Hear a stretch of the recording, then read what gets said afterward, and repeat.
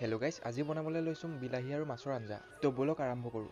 ইয়াৰ কাৰণে মই লৈছোঁ 2টা বিলাহী আৰু 4টা আলু। আপোনালোকে বেছিও ল'ব পাৰে, মই মাত্ৰ 2টাহে লৈছোঁ। আৰু এইখিনি এতিয়া এনেকৈ সৰু সৰু পিচ কৰি কাটি ল'লোঁ। আৰু এইফালে কাটি লৈছোঁ পিঁয়াজ আৰু জলকীয়াখিনিও, এইখিনিতো কম্পালচাৰি দিবই লাগিব। আৰু আজি প্ৰায় 1 মাহৰ পাছত ভিডিঅ' বনাইছোঁ। কিয় ইমান দিন ভিডিঅ' বনোৱা নাই আপোনালোকক ক'ম বাৰু পাছত বেলেগ এটা ভিডিঅ'ত। আৰু এইফালে এতিয়া মাছকেইটা এনেকৈ কাটি বাছিলোঁ, ইয়াত মছলাখিনি সানি লৈছোঁ। নিমখ, জলকীয়া আৰু জিৰা মছলা এটা দিছোঁ। আপোনালোকে বেলেগ কিবাও দিব পাৰে যদি বিচাৰে। আৰু মাছখিনি ধুনীয়াকৈ মছলাখিনি সানি হোৱাৰ পাছত এনেকৈ কেৰাহীটো পাতি তেলখিনি অলপ সময় গৰম হ'বলৈ দিলোঁ।